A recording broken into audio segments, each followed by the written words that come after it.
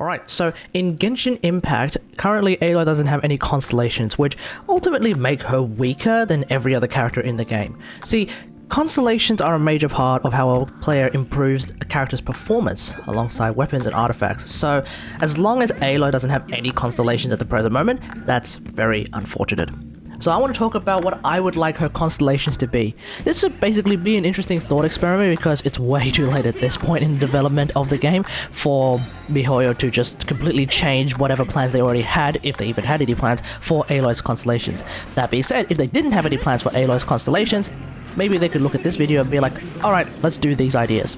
So, without further ado, let's get into it. The goal of these constellations, at least my idea for these constellations, is to bring Aloy closer to how she plays in Horizon Zero Dawn. So a lot of my ideas are basically giving her some additional parts of her kit that are available in Horizon Zero Dawn that simply don't exist in Genshin Impact. So, with her C1, one thing that I'm a little bit disappointed with in Aloy's kit when it comes to Genshin Impact is an emphasis placed on normal attacks as Aloy. See, right now the way it works is that Ice Rush, which you get from hitting 4 enemies with bomblets from her Freeze Bomb special, it currently buffs only normal attack damage. Now obviously I feel like that doesn't make a whole lot of sense for Aloy since, you know, when you compare it to her gameplay in Horizon Zero Dawn, guess what? She's an archer first. And when you're an archer, you really should be focusing on charge attacks, because that's exactly what an archer is. So the majority of the gameplay in Horizon is of course using a bow, where you're effectively doing the equivalent of charge attacks, unless you're one of those people who really like using the slingshot, which I'll talk about in a second as well. But right now in Genshin Impact, because Ice Rush affects only her normal attacks, it's really weird. So, in much the same way that C1s are normally pretty straightforward, for example, Ningguang's normal attacks do an AoE now, let's keep it simple by just saying the Ice Rush damage bonus will also be applied to Aloy's charge attacks. Boom, done. C2. Another thing I'm a tad disappointed with in Aloy's kit is that her ultimate is a bit boring, it's just a nuke. Now let's compare this to some other characters' ultimate abilities. For example, Tart has a nuke ultimate, but that is also affected by his Riptide, so he can basically pair those two together to do even more damage. Yoimiya's ultimate marks someone and does stuff. I don't have Yoimiya and I don't really understand how that particular ultimate works. Lisa's Lantern with the specific talent is not only an ultimate that just hits multiple enemies after C4, but it also actively deletes enemy defense, so that's actually really useful.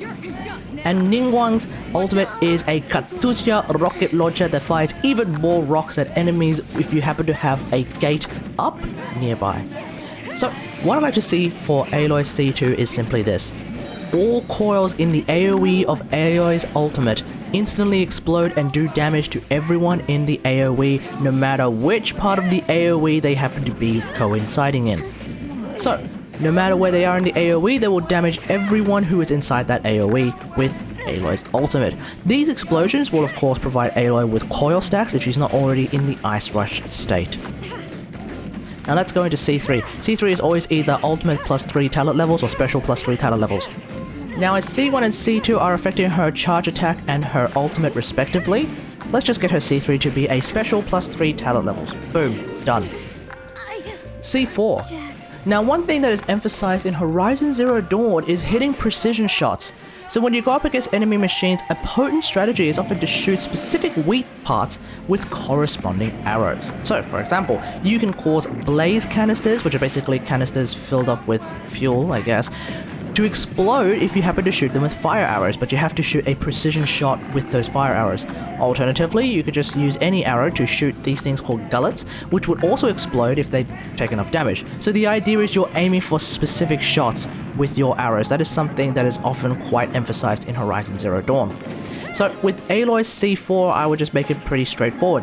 Aloy's precision kills cause explosions. So what that basically means is, if you happen to shoot a Hilichurl in the head and that causes them to die, it also triggers a gigantic explosion. It's just like using the Lemonarch in Destiny 2. Now with C5, since C3 is already special plus 3 talent levels, C5 of course is going to be ultimate plus 3 talent levels. Done. Now let's go into C6, and I do actually have a handful of options for Aloy's C6. Let me know which one you prefer in the comments below.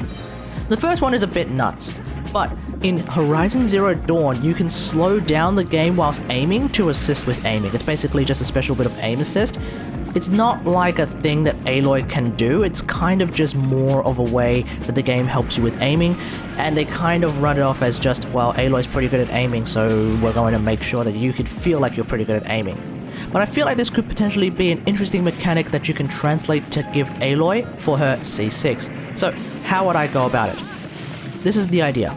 The first 2 seconds that Aloy's targeting reticle happens to be on a specific enemy, their movement speed is reduced by 50%. So that means if you start aiming at an enemy, they start moving at 50% movement speed. So they slow down for about 2 seconds. The enemies affected, let's get them marked so that it's easier for players to recognize that one of the enemies is actually slowed down. And whether or not you can slow down the same enemy multiple times by aiming at them multiple times, well, that's going to depend on whether Aloy needs that additional power. I feel like Aloy does enough damage that she doesn't need that additional utility, but you can let me know in the comments if you reckon she needs that. I just personally don't think that's necessary. Now, alternatively, in Horizon Zero Dawn, Aloy has access to something called corruption arrows. Now, these arrows cause enemies affected to attack each other. So it's kind of like radiation proc in Warframe.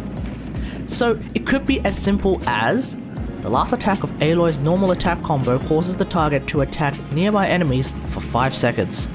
So it's basically like Zhangling's C1, except we're using the arrow to cause enemies to attack each other instead.